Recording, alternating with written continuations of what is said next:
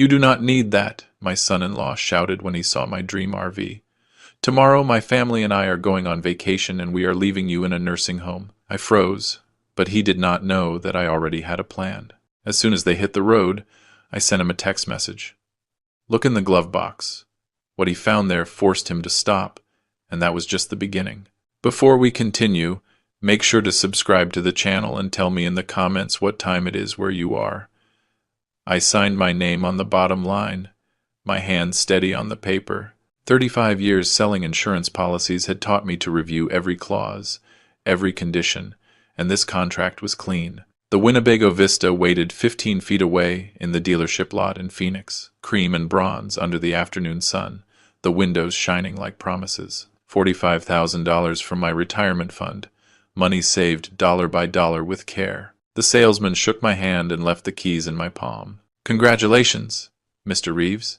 She is all yours." I walked alone toward the motorhome, ran my fingers over the smooth fiberglass surface. Inside, everything smelled new. I opened the cupboards in the small kitchen, tested the faucet, sat in the driver's seat, and squeezed the steering wheel. The Grand Canyon first, I thought, then down south, maybe all the way to Argentina before the snow arrived. Places I had marked on maps for years, while clients talked to me about life insurance and policy conversions across my desk. Standing in the entryway, I took out my cell phone. Lucy would want to know. She had been asking me for months about my retirement plans, suggesting I find hobbies, that I stay active. This was better than hobbies. This was freedom. I hesitated for a moment before dialing, my thumb hovering over her contact photo, her bright smile, her kids on either side. Then I pressed call. "Dad?" Her voice sounded flat, distracted. "Lucy. Honey. I did it. I bought the RV, a Winnebago Vista, in excellent condition. I am looking at it right now and I am already imagining the Grand Canyon, Yellowstone, maybe even Argentina." The silence stretched on the line. Not the good kind, not the pause before excitement. The silence that calculates. "How much did you spend?"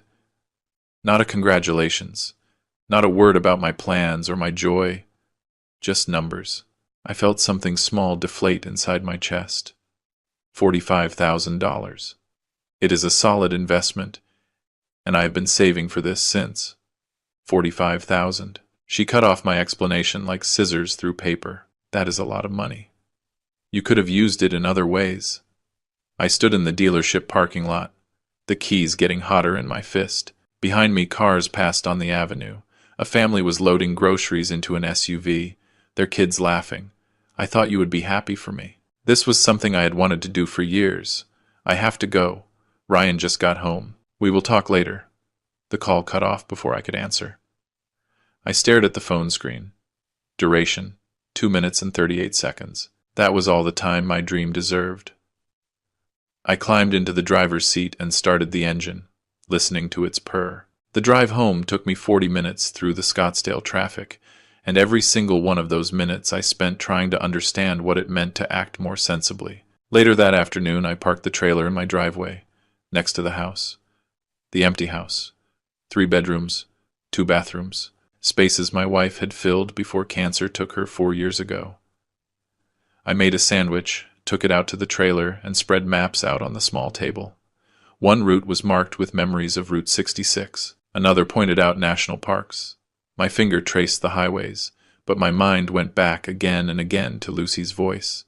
That coldness, that immediate way of thinking about costs instead of joy, more sensibly. I picked up the phone twice, put it down twice. No call came back. No text apologizing for reacting poorly. Nothing saying she was happy for me, that Ryan had actually just arrived at a bad time. Nothing. The maps remained spread out and colorful under the ceiling light, but I no longer felt the enthusiasm. Outside, my house remained in shadows. Only a light in the kitchen and another in the trailer. An old man with a costly mistake. I folded the maps carefully, following the original creases. I turned off the table lamp. Through the trailer window I saw my house, dark, empty, just like it had been since my retirement started 6 months ago. I repeated to myself that tomorrow would be different. Tomorrow I would start fresh. I would plan the first real trip. Maybe drive up to Sedona for a test run. I had no idea that the next day would change everything. The morning coffee tasted bitter. I did not know if I had used too many grounds or if I still had the taste of yesterday's conversation in my mouth. At 8:30, the kitchen window framed the trailer under the perfect Arizona sunlight. A beautiful machine, a beautiful waste, according to my daughter. I rinsed the mug, left it in the drying rack, and then I heard the car. It was not the mail truck. Too early. Not a delivery van either. I moved to the living room window and saw a black Lexus pull up to the curb. Ryan got out, slammed the door shut, and advanced toward my house with a determined stride. No prior call. No knock of courtesy. The front door opened. I had not locked it. I almost never did in my neighborhood. And my son-in-law crossed straight through the living room to the kitchen. Arthur? Not Arthur. How are you? Not good morning. Just my name. Flat, like a sentence. The family talked about it. We need the trailer for a couple of weeks. A 2-week vacation. They already had everything planned. I was standing by the sink, still with the rag in my hand. Processing. The family had talked about it. When? Last night, while I sat alone reviewing my maps. What? Ryan, what are you talking about? I just bought it yesterday. He walked past me, scanning the countertop. He found what he was looking for. My keychain. Exactly where I had left it, next to the coffee maker. The key to the Winnebago hung from its branded fob. Yes, Lucy told me. 45 grand. It is a lot for something you are barely going to use. My hands tensed on the towel. Barely use? I had owned it less than 24 hours. Not use it? I was planning an entire trip. At your age? He held up the keys, examining them as if they were fruit at the market. Come on. You do not need this. We can drop you off at a senior living facility on the way, if you want. The words hit me like a punch. Senior living facility, as if I were luggage to be stored away, as if those $45,000, my savings, my life, had been spent just so his family could have a vacation vehicle. You cannot take what is mine. Those are my keys. But he was already heading for the door, with my keys in his fist. Young, sure of himself, dismissive. We are family. We lend each other things. That is how it works. We will take good care of it. I took a step forward. I reached out my hand. But he was faster. 37 years against my 63.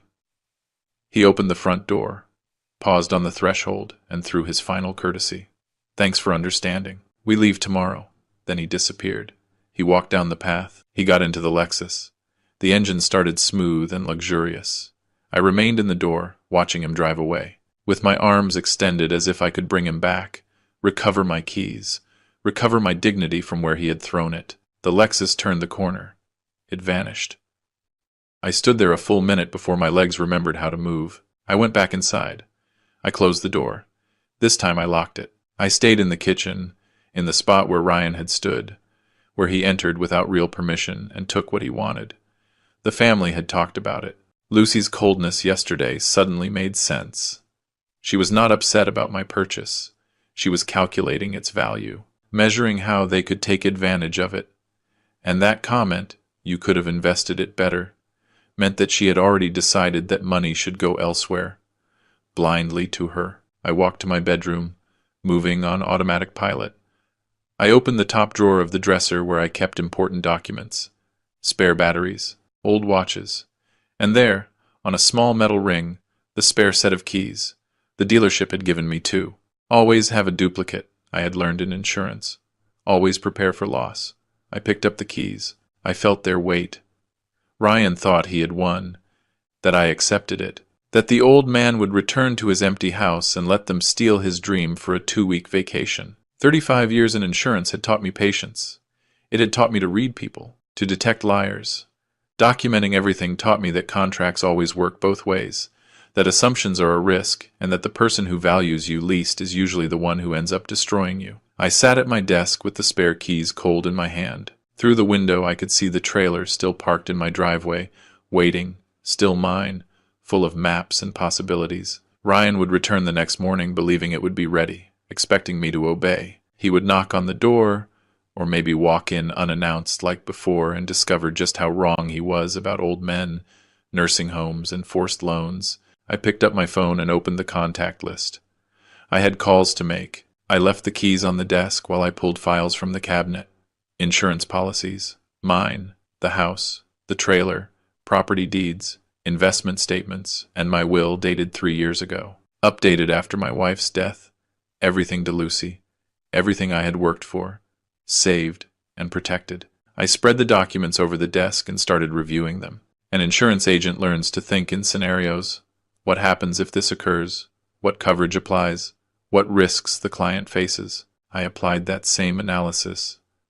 But the calculation now had nothing to do with premiums or liability limits, but with the risk that my daughter and her husband believed they could humiliate me without paying a price. The table clock struck 2, then 4, then 6. The dawn came in gray through the window, and I was still there, thinking. Lucy's voice on that call, "How much did you spend?" had not been surprise, but inventory. Ryan's confidence entering my house, taking my keys, talking about a nursing home, was not improvised cruelty. It was rehearsed, planned. The family had discussed it. How long had they been plotting this? At 7:30, I picked up the phone and searched through my contacts. Jennifer Vance, attorney. I had worked with her on estate planning after my wife passed. Professional, thorough, expensive. I pressed call. "Miss Vance, this is Arthur Reeves speaking. I need to see you today to change my will. It is urgent." Her voice maintained that calculated neutrality of lawyers. "Mr. Reeves, my schedule is completely. I will pay double your rate. It cannot wait." A pause. Then, "Can I move some appointments? 2 in the afternoon? I will be there." I showered, put on the gray suit I had used in client meetings for 3 decades. Starched white shirt, navy blue tie. When you make decisions that matter, you dress as if they matter. I made coffee, drank it standing in the kitchen, and left the house at 1:15. The drive to her office in downtown Phoenix took 40 minutes. I rehearsed what I was going to say. Clinical, direct, without emotion. Jennifer Vance's office was on the 3rd floor of a building near the courthouse. Glass desk, leather armchairs, framed degrees on the wall. She shook my hand and gestured for me to sit. "Your current will leaves everything to your daughter, Lucy. You want to change that too?" I looked her in the eyes. "The Veterans Support Fund, main beneficiary. Lucy gets $1. I want it written just like that. Exactly $1. She set the pen on the table. "Mr. Reeves, this is a major change. Are you completely sure? Sometimes family disputes can be. I have never been more sure of anything in my life. How fast can you prepare it?" She observed me looking for doubt, anger, or sadness. She would find nothing. I had already moved past all that. "I can have it ready by this afternoon. You will need 2 witnesses for the signing." "May I ask what motivated this?" I stood up. "The family showed me who they really are. I am just responding accordingly." 3 hours later, I returned to her office. The document was ready. 2 paralegals served as witnesses. I signed my name 3 times.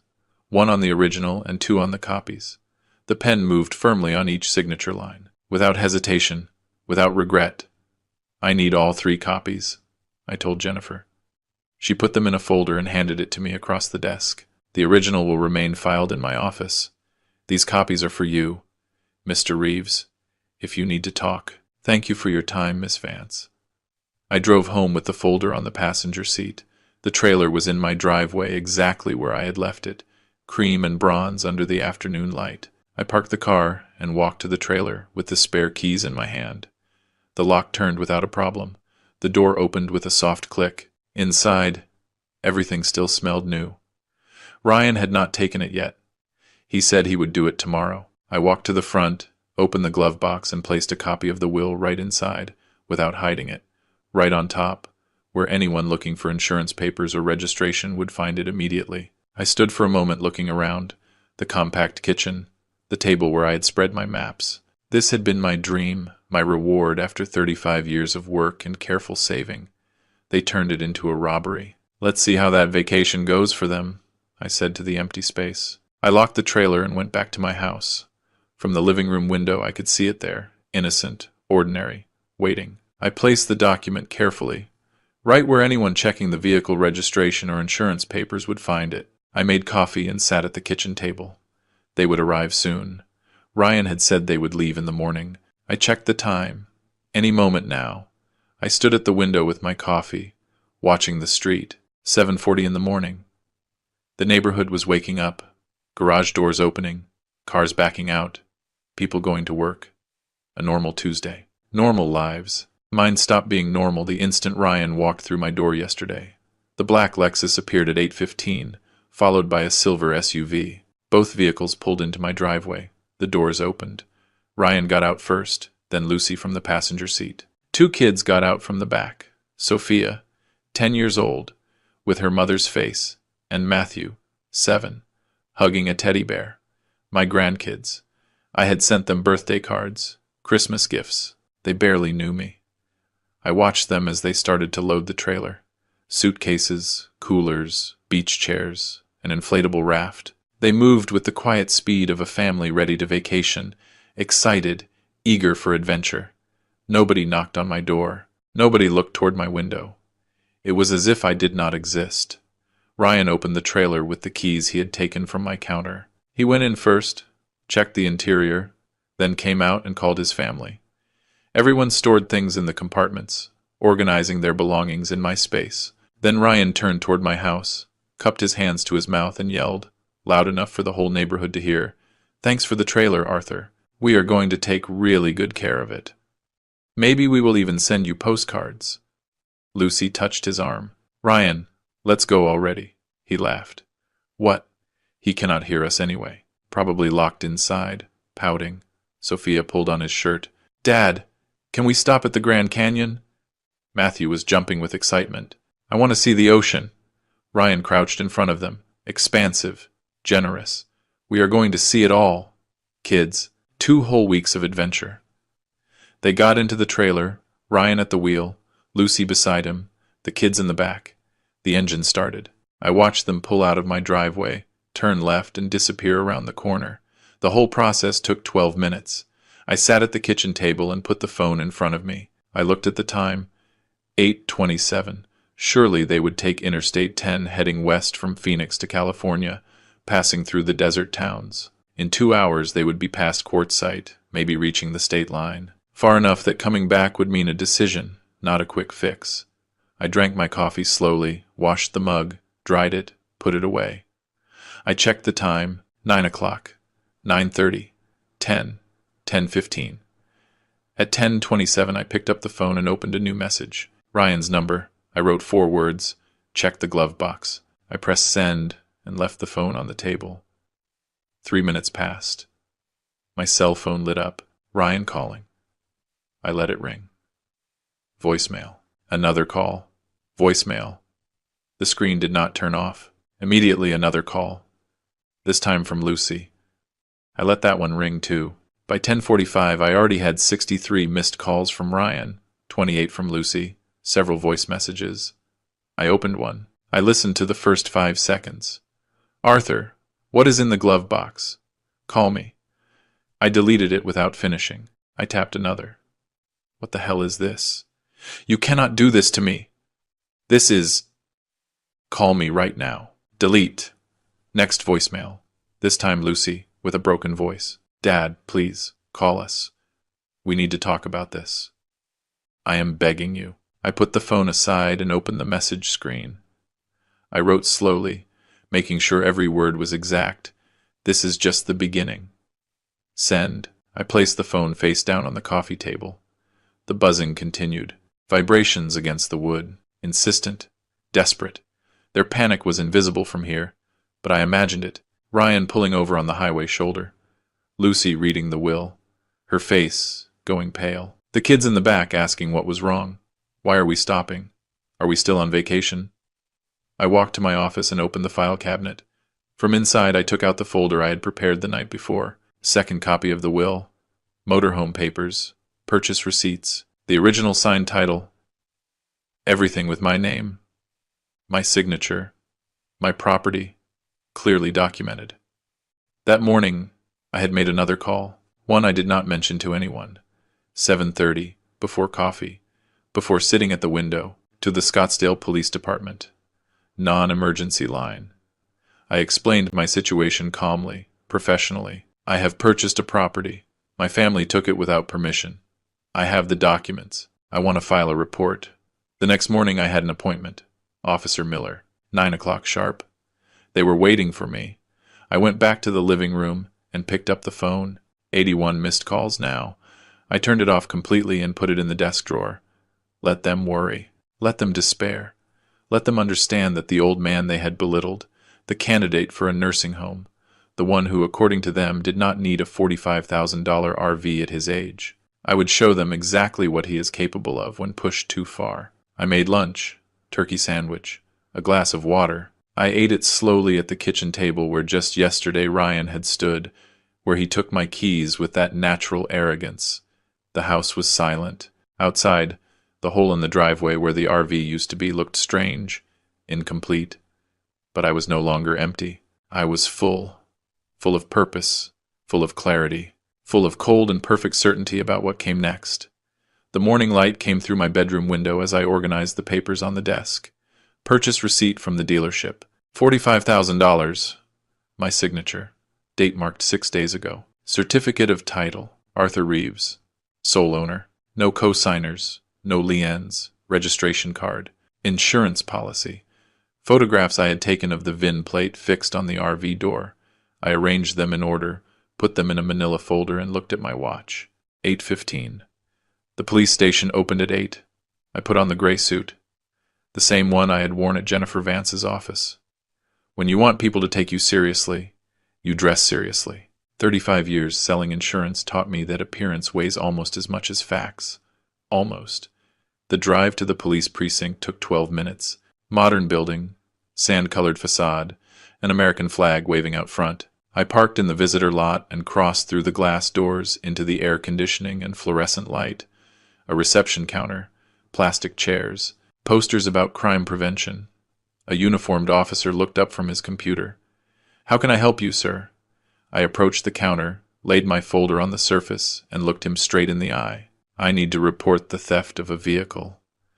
The nameplate read Officer Miller. He had the weathered face of someone who has heard the same story twice. He pulled out a form, clicked his pen. "What type of vehicle?" "A motorhome. Winnebago Vista. I bought it 6 days ago for $45,000. My son-in-law took it without permission yesterday morning." Miller's hand paused. His expression said, "Family problem, not real theft. I already expected that. Do you have proof of ownership?" I opened the folder and turned the documents toward him. Purchase invoice from the dealership. Title in my name only. Registration. Insurance policy. All under my name. I can also give you the VIN and the current location of the vehicle. Miller pulled the papers closer, reviewing each one in detail. His expression changed. Skepticism gave way to professional interest. Current location. Interstate 10, heading west. He told me yesterday he was on his way to California. He must be about 2 hours from here by now. He began to type, entering the information into his computer. "Did you give him permission to use it?" "No. He entered my house, took the keys from the counter, and took it, even though I told him not to. I have a spare set. That is why I managed to get my personal documents out before he left." Miller photographed every paper with his phone, registered the VIN, asked for the full name and description of Ryan. He wrote without pause, formulating questions and filling in the spaces on the screen. The form took 20 minutes. When he finished, he looked at me with something resembling respect. "Mr. Reeves, with the documentation you presented, this qualifies as unauthorized use of a motor vehicle. Due to the value, it is a felony. I will enter it into the system immediately. Highway Patrol will locate the vehicle and contact the driver. And then what? They will inform him of the theft report and give him options to return the vehicle immediately or face arrest for grand theft auto." I thanked him and left. Simple as that. Documents, procedure, law. 3 pillars that hold up civilization. Ryan had forgotten that, or maybe he never understood it. I drove back home, made coffee, and sat by the front window. The empty space in my driveway did not seem so strange anymore. Soon it would stop being empty. The phone rang at noon. Miller's voice, professional and emotionless. "Mr. Reeves, Highway Patrol located your vehicle about 70 miles west of Phoenix. The officers spoke with the driver. He has been informed of the theft report and is on his way back to your residence. Was there any problem? At first, he showed resistance. He says it was all a family misunderstanding. The officers explained that the title indicates a single owner and that you filed a formal complaint. He understood what his options were. I imagined the scene. The lights flashing in the rearview mirror. Two officers approaching with hands near their weapons. Standard procedure in a stolen vehicle stop. Ryan's confident smile fading when they explained the reason for the stop. Lucy crying in the passenger seat. The kids confused in the back, asking why the police were there, why their trip was over. Thank you, Officer Miller. They will arrive at your address in about 2 hours. Do you want an officer present when they return the vehicle? No. I just want what is mine returned to me. I ended the call and looked at the clock. 2 hours. I refilled my coffee mug and went back to sit by the window. The afternoon sun beat down hard. Typical August in Arizona. They called it dry heat, as if that made the 110 degrees more bearable. I thought about Ryan's face when the patrolman approached him. The instant he understood that this was not about an angry old man making empty threats. It was the law. It was documentation. It was procedure, and it was consequences. That is what happens when you take possession of $45,000 in someone else's property and think being family gives you immunity. The coffee was already cold when I saw the trailer turn onto my street. It was 2 o'clock, almost exact. Behind came Ryan's Lexus, driven by Lucy. The trailer pulled into my driveway, rocking a little when Ryan braked too hard. He killed the engine. Nothing moved for half a minute. Then the trailer door opened and Ryan got out. His face flushed red. Embarrassment? Rage? Probably both. He slammed the trailer door shut. I heard it even with the window closed. Lucy got out of the Lexus slower, her face swollen and stained with tears. The kids stayed back, glued to the glass, watching. I got up, walked to the front door, and stepped out onto the porch. I did not go toward them. I made them come to me. My property, my driveway, my terms. Ryan crossed the concrete with heavy steps, stopping 10 feet away. I left him close enough to yell, not to touch. You humiliated us. The police stopped us on the highway as if we were criminals, in front of my children. What kind of sick old man does this to his own family? I kept my voice calm, like in a normal chat. The kind whose property was stolen. Stolen? The word got stuck in his throat. We are family. You do not call the police on family. You took my vehicle without permission. That is theft. The police agreed. His hands closed into fists. For an instant, I thought he might actually hit me. A part of me almost wished he would, assaulting a senior citizen. Officer Miller would be interested in that. You think you are so smart? Changing your will as if it were an act of revenge? We are going to fight it. We are going to get you declared incompetent. It is evident that you suffer from dementia if you think this is acceptable behavior. There it was, the threat I expected, the move I had already foreseen. Predictable. Lucy approached slowly, tears running down her face. Dad, please. The kids are scared. They do not understand why their trip was ruined. Why are you doing this to us? I looked fixedly at her. To you? Or to you, Lucy? She shivered. I am your daughter. How can you treat me like this? I treated you like family. I told you about my dream. You told your husband. He came and snatched it from me. So yes, Lucy. This is how I treat people who do that. He is my husband. He made a mistake. You cannot forgive a mistake? Think of your grandkids. The grandkids. The guilt card. I had anticipated that too. Ryan took a step forward, his voice dropping to a tone harder than shouting. This is not over. You are going to hear from our lawyer. Tomorrow we file the lawsuit. It is clear you do not have the mental capacity to handle your affairs. I extended my hand, palm up, waiting. He looked at me confused. The keys, I said. His jaw tightened. He wanted to refuse. He wanted to throw them at my feet or into the street. But today he had learned something. That refusing had consequences. He took the keychain from his pocket and let it drop into my hand. The metal was still warm from his body heat. I closed my fingers around it, turned and walked toward my door. Behind me, Lucy was still crying. Ryan was breathing hard through his nose. The kids watched from the car windows. I went inside and closed the door. The lock engaged with a firm click. Through the window, I saw them stay there a minute longer. Then Ryan took Lucy by the arm and led her toward the Lexus. They left. The trailer was in my driveway, returned, but it no longer symbolized dreams. Now it represented something else. I went to the kitchen and poured the cold coffee down the sink. Tomorrow they would file their petition. Tomorrow the next phase would begin. That night I had calls to make. The letter arrived at 9:30 the next morning. I was drinking coffee on the back patio when the doorbell rang. A uniformed courier asked me to sign for delivery. A legal-sized envelope. Law firm address, embossed in the corner. Whitman and Associates, attorneys at law. I signed on the electronic tablet, closed the door, and opened the envelope in the kitchen. The paper was heavy, expensive. The writing was drafted in formal language. Petition for a declaration of incapacity. Grounds to sustain that Arthur Reeves, 63 years of age, lacks the mental capacity necessary to administer his finances. It alleged recent erratic conduct, alienation from family, impulsive purchases, and even legal processes against relatives. Request for a psychiatric evaluation ordered by the court. I read it twice, slowly. They had moved fast. They consulted a lawyer the night before. Filed the lawsuit this morning.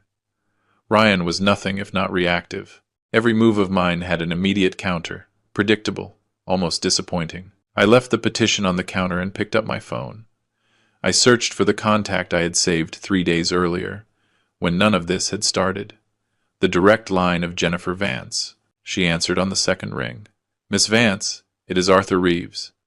I need to see you today. They have filed an incapacity petition.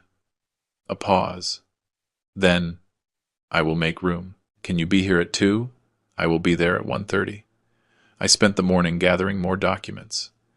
Bank statements showing careful and consistent management. Balanced investment portfolios, suitable for my age and risk tolerance. Tax returns filed on time for 35 years. Performance reviews from my career in insurance. References from former colleagues. Medical records from my physical 2 months ago. Normal blood pressure. Cholesterol controlled. Cognitive tests with excellent results. By 1 o'clock I had 3 folders ready. Proof of competence. Proof of sound judgment. Proof of a man who had lived making rational decisions. A single, irresponsible, impulsive purchase. A trailer paid for with my own money. It did not erase all that history. Jennifer Vance's office felt colder than I remembered. Or maybe it was me who was exhausted. She pointed to the chair across from her desk. She reviewed the petition while I waited. Her face revealed nothing. This is aggressive, she said finally. Usually incapacity requests appear with true cognitive decline. Medical evidence. Family accounts of confusion. Dangerous behaviors. This, she touched the paper, is retaliation. Can they win? Do you want the legal answer or the practical one? Both. Legally, they must prove that you lack the capacity to handle your affairs. With your documentation, medical records, and the evident retaliatory nature of this lawsuit, they will lose. Practically, it will be expensive, it will take time, and it will be emotionally draining. And that may be the objective. They are trying to punish you for not giving them what they wanted. I already knew that. How do we respond? We file a countersuit. We show your medical records, financial history, and character witnesses. We argue that this is a frivolous petition made in bad faith. And, she leaned forward, we go on the offensive. We ask for a restraining order prohibiting them from entering your property or contacting you. We document their harassment. We make this cost them more than it costs you. Do it, she said while writing on a legal pad. I will need you to hand over your medical histories, your financial documents, authorization to contact character witnesses, former colleagues, neighbors, anyone who can attest to your capacity and stability. I slid 3 folders across her desk, already prepared. She opened the first one, glanced at bank statements, investment reports, tax returns. A smile drew itself at the corner of her mouth. You are making my job very easy, Mr. Reeves. 35 years in insurance. I know how to document a claim. This is not just documenting a claim. This is... She closed the folder and looked me in the eyes. This is building a case so they never have access to your assets again. You understand what you are doing. I am protecting what I worked to have. You are also breaking your relationship with your daughter permanently. Once we file the restraining order, once we allege they are harassing you for money, there will be no turning back. I thought of Lucy's face yesterday, between tears and accusations, using her children as weapons, without ever acknowledging what Ryan had done, without defending me or asking if I was okay. File everything. The hearing was set for 3 weeks later. It is a routine calendar, Jennifer explained. Both parties would present evidence. A court-appointed psychiatrist would evaluate me. The judge would issue a ruling. They will try to reach a settlement before, she added. When they see your documentation and realize they are losing, they will offer to withdraw the petition if you put them back in your will. And if they do, what do you want me to tell them? I stood up, gathering my empty folders. Tell them no. The next 2 weeks passed slowly. I followed my routine, going to the supermarket, gym, having lunch with 2 ex-colleagues who agreed to be character witnesses. Normal life. Competent life. The life of a man who knew exactly what he was doing. Lucy called 4 times. I did not answer. She left voicemails. The first was furious. How dare you file a restraining order? Are you destroying this family? The second was pleading. Please, Dad, we can fix this. Just withdraw everything and let's forget what happened. The third was desperate. Ryan did not do it on purpose.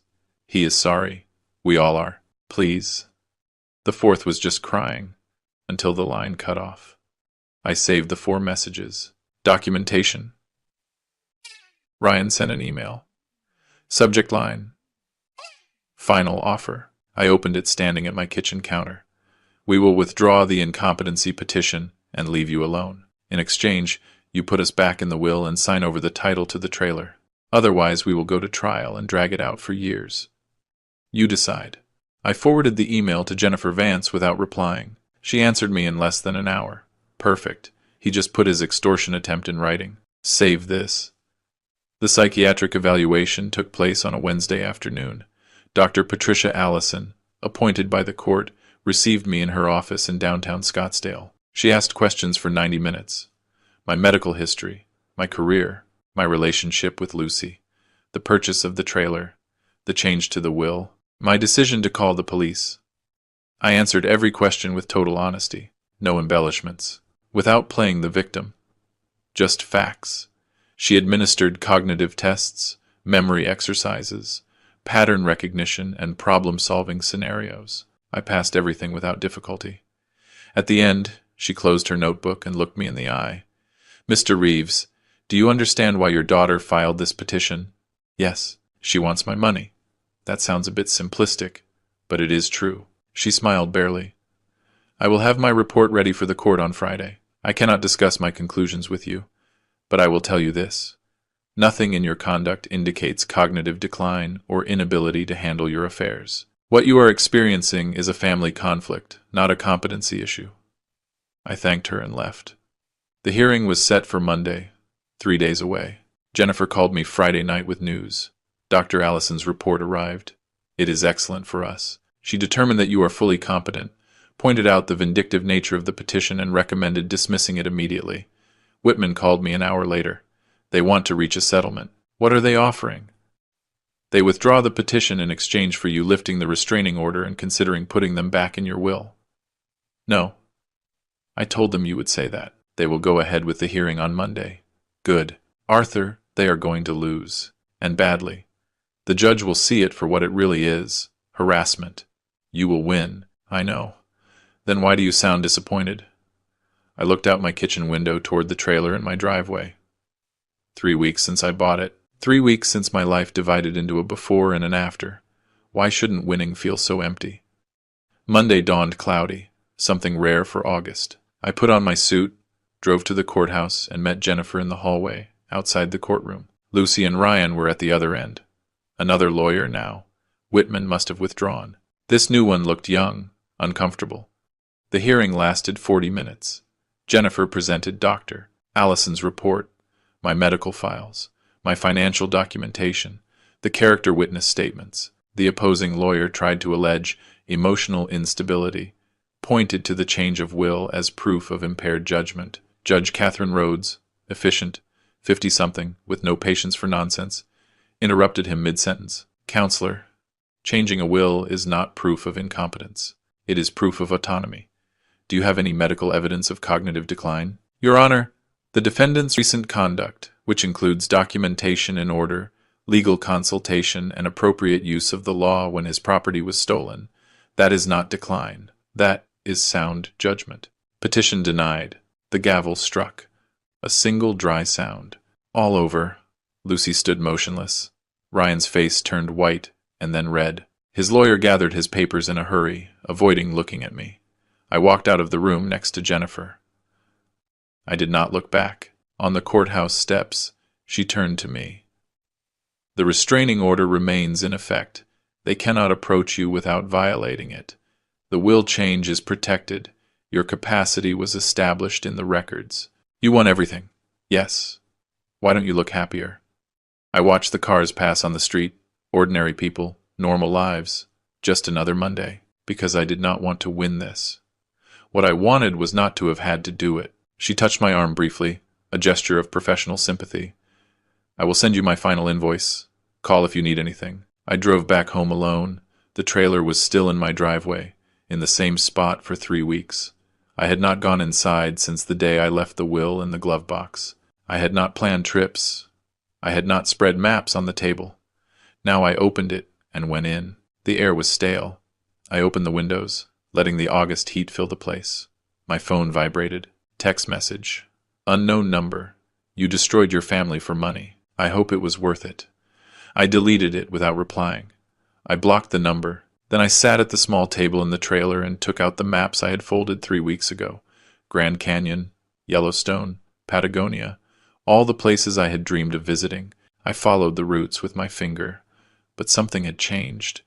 The illusion was gone. The anticipation was no longer there. Only colored paper and highway lines remained. I put the maps away. Tomorrow I would call the dealership to see how much they offered for a 3-week-old trailer with 800 miles on it. Maybe someone else could chase those dreams. Mine vanished the day Ryan walked through my door.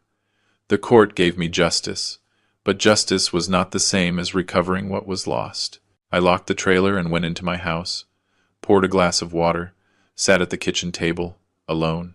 I called Jennifer Vance before finishing my second cup of coffee.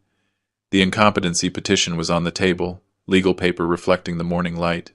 She answered on the first ring. Arthur, I received a courtesy copy of the petition. They are alleging incapacity due to your recent erratic conduct, including the change of will and the police report. How solid is their case? Weak without evidence. But these processes can drag on. We must act preventively. What do you recommend?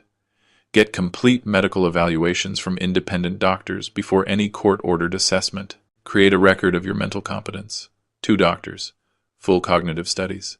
Neurological exam. Documentation impossible to refute. I made the appointments that same afternoon. Dr. Patricia Hendricks for Wednesday, Dr. Manuel Chen for Friday, general practitioner and neurological specialist. Cover everything. Dr. Hendricks's office was in North Scottsdale, a modern building surrounded by desert landscaping. She was thorough. She reviewed my clinical history, my medications, blood pressure, cholesterol, everything under control. She asked about family history, lifestyle habits, exercise routines. Then the cognitive tests began. Mr. Reeves, I am going to give you 3 words to remember. She asked me to repeat 3 words a few minutes later. The words were apple, table, penny. Can you repeat them? Apple, table, penny. She asked me to count backward from 100 by sevens.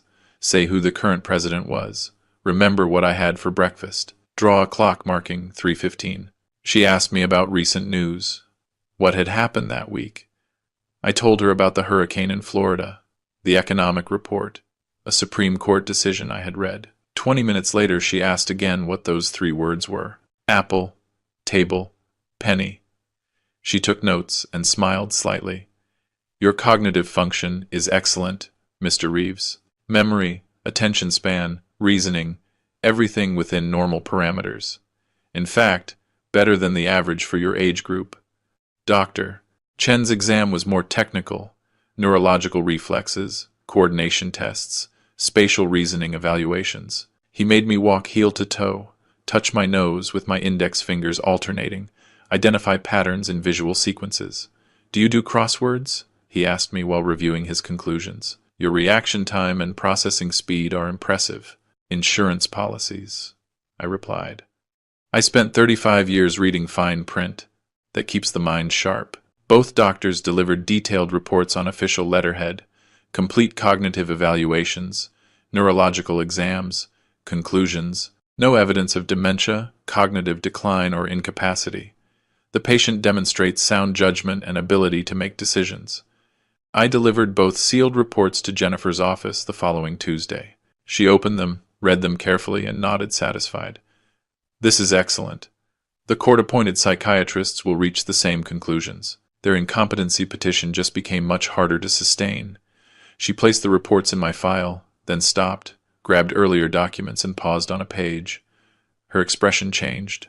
Arthur, do you remember this? She showed me a document. 3 years ago, you signed a grant deed gifting your house to Lucy. Value at that time, $340,000. Current value, probably $380,000. I looked at the paper, my signature at the bottom, Lucy's next to mine. 3 years ago, 6 months after my wife's death, I had wanted Lucy to have security, to know she would always count on something solid. Jennifer left the document on her desk. Between us, this is a revocable grant deed. You can take it back. The words floated in the air. Take it back. Under what conditions? Arizona law allows revocation if the beneficiary demonstrates gross ingratitude toward the donor. With what happened, taking your property, suing you for incompetency, the comment about the nursing home, I think we have sufficient grounds. I looked at the document again. The house, the place where my wife and I had lived 23 years, the place where I had raised Lucy, the same house where Ryan had entered and taken my keys, where he suggested a home for the elderly. She does not know the house is legally hers. She thinks it is still mine, part of the future inheritance, which makes revoking it. Jennifer paused a moment to choose her words well. A lesson. I leaned back in the chair. The grant deed, made out of love, signed amidst grief, intended to protect, could now be revoked, with legal basis and justification. What else is in my file? I asked quietly. Jennifer took out another folder. Life insurance policies, 3 in total. Death benefit, $250,000. Is the beneficiary on all 3 Lucy? Yes. We looked at each other across her desk. The grant deed was between us, yellowish from the years. My signature was still clear at the bottom. I remembered when I signed it, thinking I was protecting her, ensuring she would have something solid when I was no longer there. Now that protection had turned into a weapon. Jennifer took a legal pad and uncapped a pen. If we are going to revoke this gift, we need to document the ingratitude thoroughly. The trailer incident, the police intervention, the incapacity lawsuit, all of that counts as evidence. We will also review your other assets, she said, looking at insurance beneficiaries, retirement accounts. I felt a shift inside me. It was no longer anger. It was something colder, more definitive. Lucy, I said, on everything. Jennifer's pen moved across the paper. Not for much longer. Jennifer spent the next hour drafting documents. Her fingers typed without pause, stopping occasionally to consult the Arizona statutes stacked on her shelf. I gave her dates, details, concrete incidents. I am citing 4 clear acts of ingratitude, she said while writing. First, the unauthorized taking of your property, valued at $45,000. Second, police intervention in a family matter, causing public humiliation. Third, the comment about the nursing home. On record. Ryan said it in front of me in my own house. Yes. And fourth, the filing of a baseless incompetency petition, despite contrary medical evidence. She stopped writing and reviewed the draft. This is solid, Arthur. Any judge would back the revocation. She printed the document and handed it to me. Official legal language, revocation of grant deed, citing revised Arizona statutes, documenting each instance of ingratitude with dates, witnesses, police report numbers, all clinical, precise, devastating. The house at 2,847 Desert Willow Drive. I read aloud, current value, $380,000. She will receive this by certified mail, along with the legal references explaining her right to contest, which will not prosper given the evidence. Jennifer took out 3 more forms. For change of life insurance beneficiaries, 3 different companies, 3 policies, 28 years paying premiums. These 3 policies, total benefit $250,000. Correct. Currently, Lucy is listed as primary beneficiary on all 3. We will change it to the Veterans Support Fund, same as in your will. I read each form carefully. My training as an insurance agent had made me meticulous with paperwork. Each one required signature, date, and new beneficiary data. I signed the first one, then the second, and then the third. Each signature felt definitive, immovable. She would receive the notification. Each insurance company would send the confirmation. She would know precisely what she had lost. Jennifer's assistant entered, gathered the documents, prepared certified mail envelopes, 1 for the deed revocation and 3 for the insurance confirmations. She put tracking labels on them and logged everything. Bureaucratic, but necessary. Proof of delivery. Jennifer stopped before sealing the envelope with the deed revocation. Arthur, I need to ask you, are you sure about this?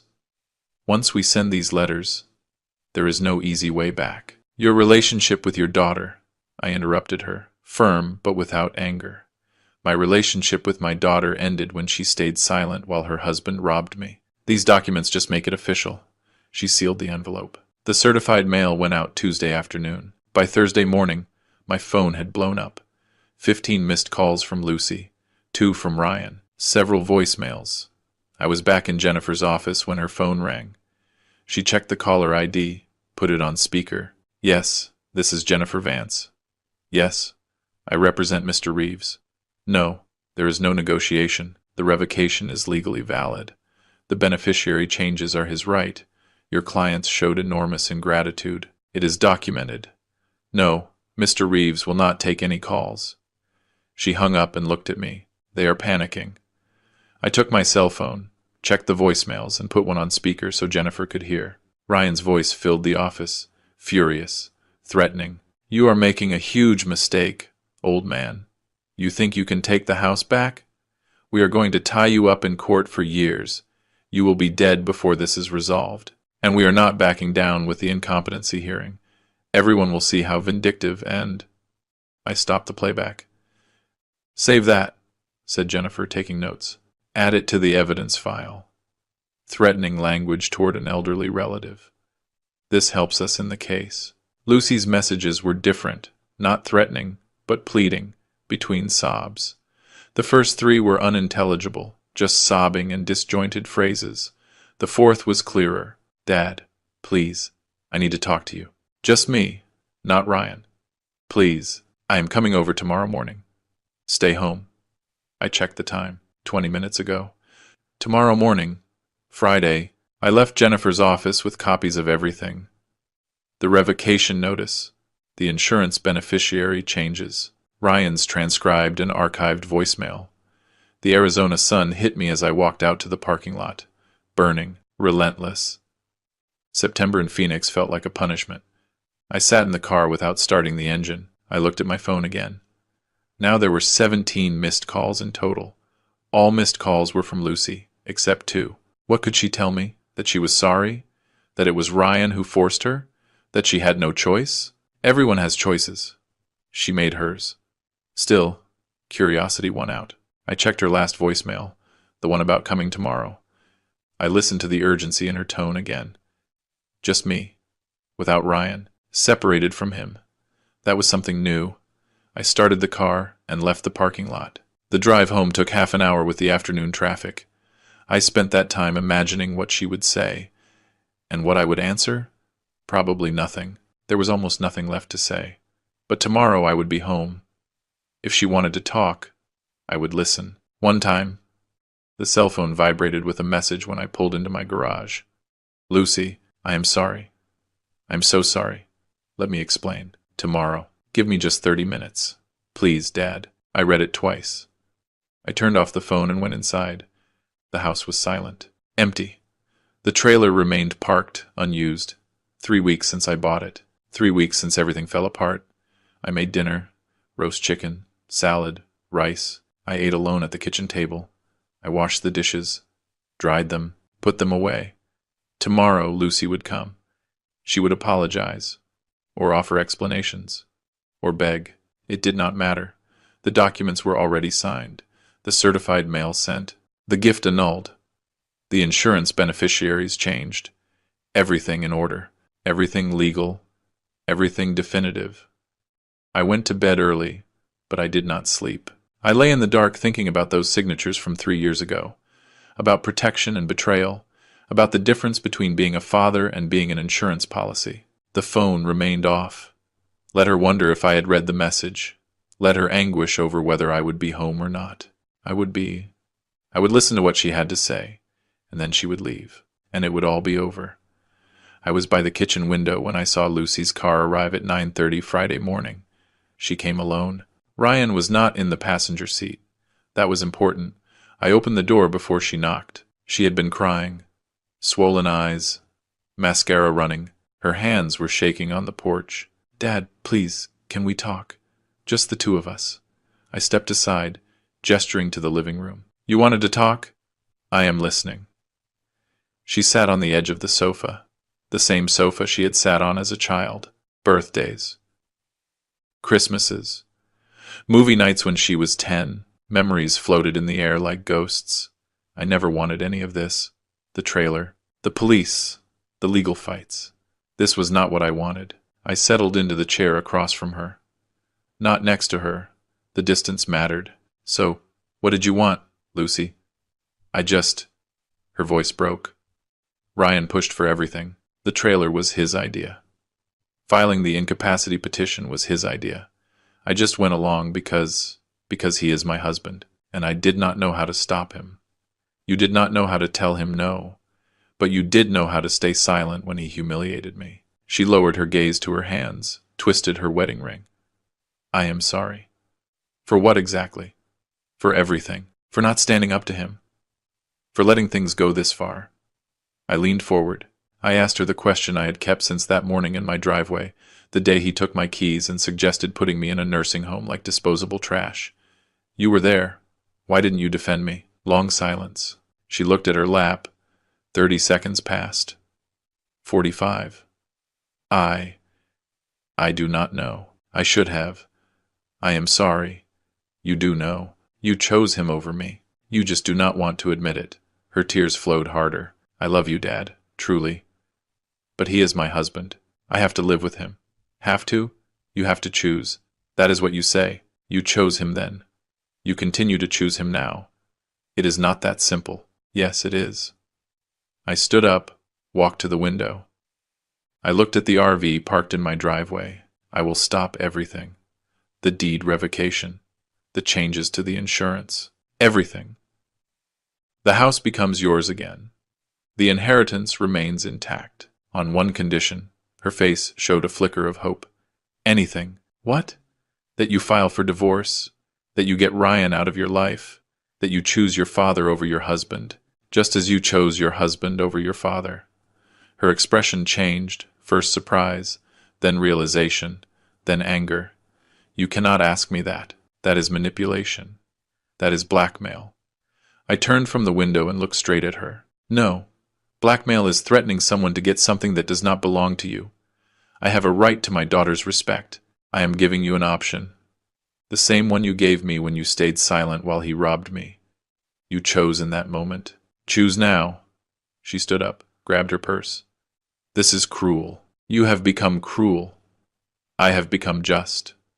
There is a difference." She walked to the door, paused with her hand on the knob. "You are going to die alone and bitter, maybe. But I will die knowing I did not let them trample me, not even my family."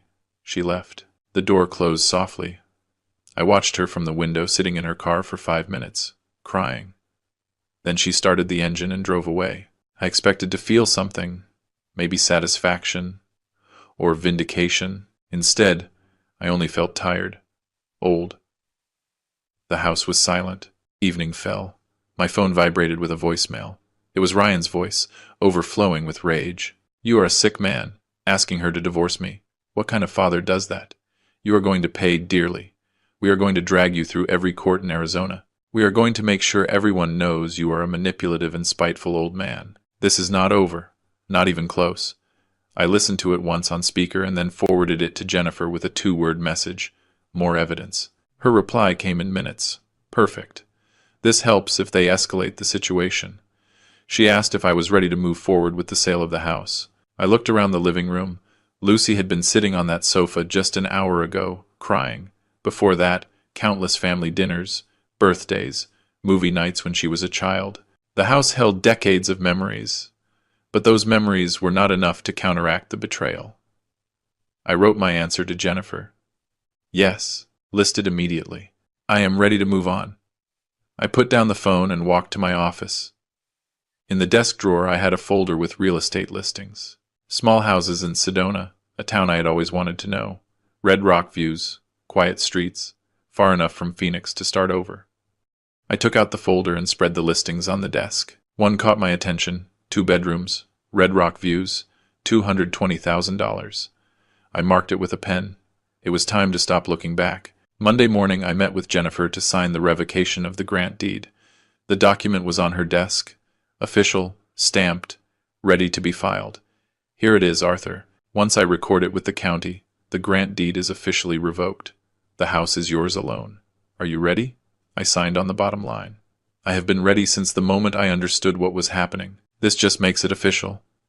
She witnessed my signature and placed her notary seal. For what it is worth, I think you have handled this with admirable restraint. Many people would have been much more vindictive. I replied, I am not looking to destroy them. Just protect what is mine. That same afternoon, she filed the documents, and by Wednesday the house was legally mine again.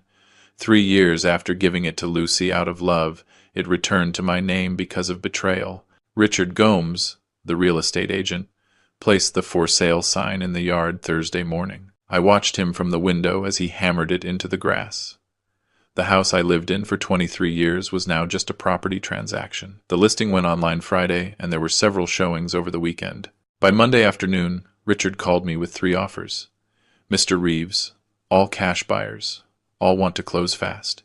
The highest is $392, closing in 2 weeks. Accept it. I do not need the maximum price. I need to be done with this place. Are you sure? We could reach the asking price if we wait. I am sure. Accept the offer. While the sale proceeded, I drove to Sedona. The listing I had marked was still available. 2 bedrooms, red rock views, $220,000. I walked through empty rooms and stood in the backyard looking at the red rock formations rising in the distance. The real estate agent talked about square footage and recent remodels, but I barely listened. This works. This is enough. 2 bedrooms, 1 for me and 1 for an office. A kitchen with views of the red rocks. No neighbors nearby. No memories. Just room to breathe. I bought it cash. I signed the papers that same day. Jennifer called in the afternoon with news. Lucy and Ryan's lawyer reached out again, wanted to talk about a possible settlement. I told her there was nothing to negotiate. Everything you did was legal. The incapacity hearing was annulled. The judge reviewed your medical evaluations and found no grounds. What did he say? He asked if you would agree to meet one more time with Lucy. I told him I would consult you, but I already knew your answer. You know it too. The Phoenix house closed 2 weeks later. I signed the final documents at a title company office. I received a cashier's check for $392,000. Added to my savings, it was enough to live quietly the rest of my days. My way. I spent the next week packing. The trailer that had caused so much conflict finally fulfilled its function. Clothes, maps, camping gear, travel guides. I loaded it with order, crossing each item off my list. With my insurance agent training, everything documented, nothing forgotten. The morning I left, I drove north instead of south, from Phoenix to Flagstaff, then west toward the Grand Canyon. I had planned this route months ago, when I first bought the trailer. When Lucy's voice on the phone extinguished my joy. Now I was recovering it. I stopped at a viewpoint, stepped out into the fresh September air. The canyon stretched before me, immense, ancient, indifferent to human dramas. I stood next to my trailer, with the landscape behind, and took out my cell phone. A single photo. Me and the Winnebago Vista with the Grand Canyon in the background. I wrote a caption. Turns out I did need this after all. I sent it to Lucy. Then I put the phone in airplane mode and went back to the trailer. I did not wait for a reply. I did not need one. Whatever she felt seeing that photo, anger, regret, bitterness, it no longer mattered. She made her choices. I made mine. The highway stretched west from the canyon, empty and open. I had no schedule, no deadline. Monument Valley tomorrow, maybe. Arches National Park next week. With luck, Patagonia, if the weather allowed. The cell phone rested silently in the cup holder. Jennifer had sent a final email that morning before I left. All concluded. The incapacity case is dismissed. The revocation of the grant deed recorded. You are free and clear. Free and clear. I like how that sounds. The trailer responded firmly on the highway, stable and reliable. I feared it would feel too big, difficult to control, but it moved as if it were a natural extension of my own movements. The miles were falling behind under the tires. Phoenix was moving away, and Sedona waited for me 2 hours south, ready for when I wanted to return to my new house, to my new life, but not yet. First, there were places I wanted to see. I had waited long enough already.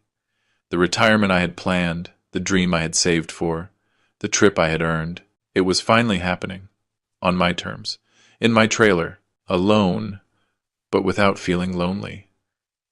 Lucy and Ryan had thought they could take this from me, that an old man would not fight, that the family bond gave them immunity from consequences. They learned that was not so, not through my cruelty, but thanks to my proof, my preparation, my refusal to accept that love means tolerating theft. The road curved in front of me through the desert, between red rocks and blue sky. I followed it west, then north, and then wherever the map pointed me. No one expected me. No one claimed me. No one could take this away from me. Just the road, the trailer, and the freedom to choose my course. I spent 63 years being careful, responsible, someone everyone could rely on. Now it was different, not reckless, not imprudent, just free. The sun moved across the sky, the miles accumulated, and somewhere ahead, after the next curve, or the one after that, my true retirement awaited me. Not the one I had lost when Ryan walked through my door, but the one I fought to recover. If you liked this story, like the video, subscribe to the channel, and share your thoughts in the comments. To listen to the next story, click on the box to the left. Thanks for watching. What I learned on this journey is that we must never allow anyone, not even those closest to us, to steal our dignity or the dreams we built with so much effort. I spent years being responsible, supporting everyone, but I also discovered that there comes a moment in life when one must choose for oneself, not for others. Being free is not being reckless, it is being faithful to what one deserves. And sometimes justice is not demonstrated with shouts or revenge, but with preparation, patience, and the firmness not to yield to injustice. If you were in my place, what would you have done? Stay silent and let them take what was yours, or stand up and defend what you achieved with so much sacrifice? I am very interested to hear your thoughts and experiences. God bless you always.